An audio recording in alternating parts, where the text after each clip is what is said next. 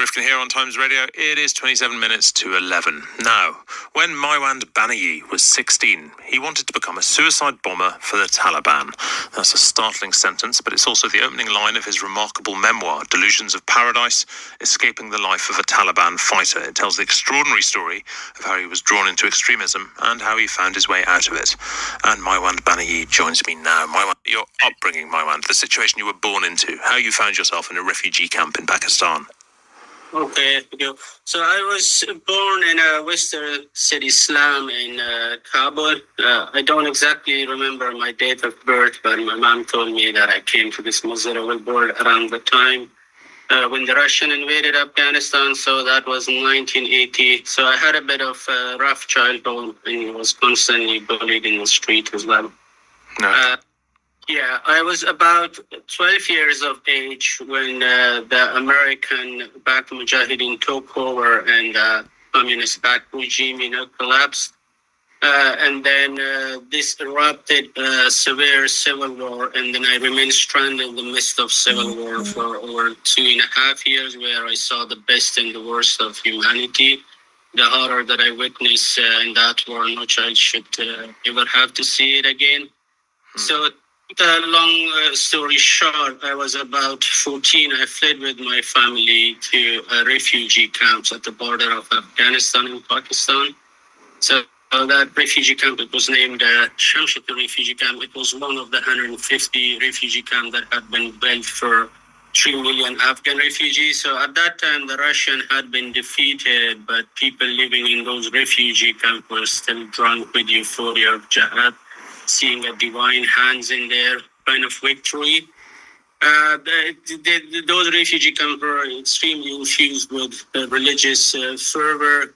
So as much as I say, the structure of those refugee camps were kind of anchored to 7th century Saudi Arabia, so the thoughts and mentality of people, and everyone tried to emulate Prophet Muhammad.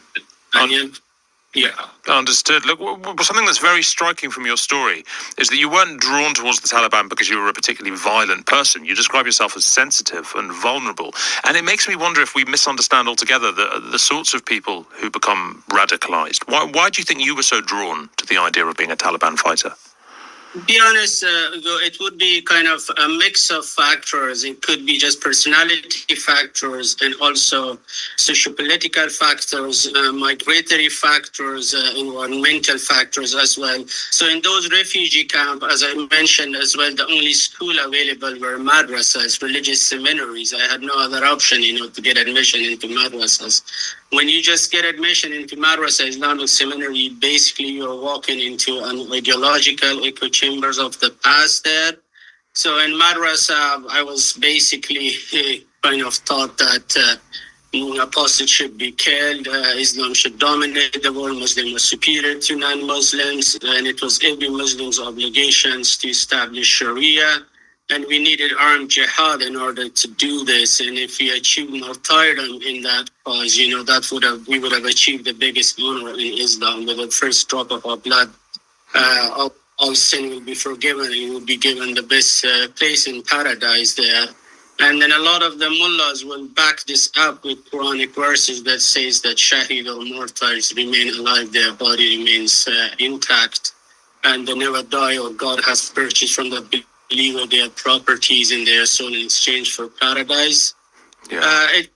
Only that, I also heard about kind of myths and fables around, shaheed or martyr in the street and in the mosques and every other places. You would often hear from people saying such and such person unburied the shaheed body after so many years. Shaheed body was intact. Or maybe there were some myths there. They say shaheed or martyr rose from the dead, and then he clasped his father's hands.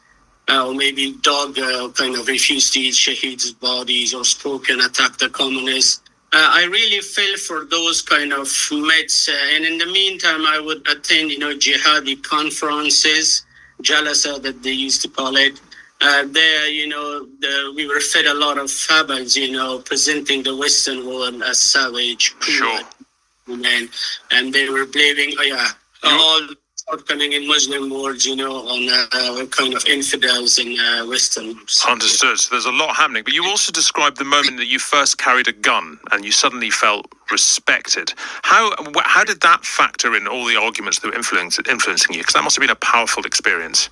Yeah, that's where in 1996, once the Taliban took over Kabul, I traveled to Afghanistan because I had all those fantasies of jihad and Al-Qaeda in my head. And then I wanted to kind of put this into reality. So my cousin were already fighting for the Taliban. So once I had that gun on the shoulder, I felt, that the earth. I was just kind of some spiritual James Bond, I felt important. At the same time, I have this ecstatic kind of precognition that eventually I would be a martyr there. So it's a different feeling that really cannot reduce it to word there at that time. I feel like it gives me sense of importance as well. And in the meantime, to have a gun, on your shoulder, you think the earth is under you, beating you or something. Yeah. Really important too. So you went from wanting to be a suicide bomber to having a total crisis of faith and escaping that whole environment. What was the tipping point for you? Was it a sudden thing or was it a gradual thing? No, it was just gradual. I wouldn't say it was a sudden thing. It didn't happen overnight. First, how I kind of described in the book, lost my passion for the Taliban. So basically, I was going to be deployed to North. So my aim was just to achieve martyrdom and participate in jihad. But then, so while my father came after me, he tracked me down, and then he had a quarrel with my cousin, took me back to the refugee camp. And then again, I kind of fled home, and then I wanted, to join a battalion directly. So en route back to Kabul, our bus was stopped one time, the Taliban asked us to pray. We prayed, and then the second time they stopped us again. And I argued with one of them, and he said that if I didn't shut, he put very 30 bullets in my stomach. That didn't resonate well with me. And then again, when I went to Kabul and then to kind of watch the execution ceremonies, a man was given a gun to kill his brother, murderer. It didn't resonate with me. I closed my eyes, and then again, two other people teeth were brought, and they chopped their hands at the wrist.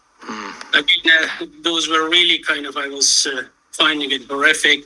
And then when I was traveling from Kabul to our village, and then my hat had been blown away by winds. And then once I got to the village, and they were just some Taliban fighter was kind of punishing me for that, because saying that I was emulating kind of infidels.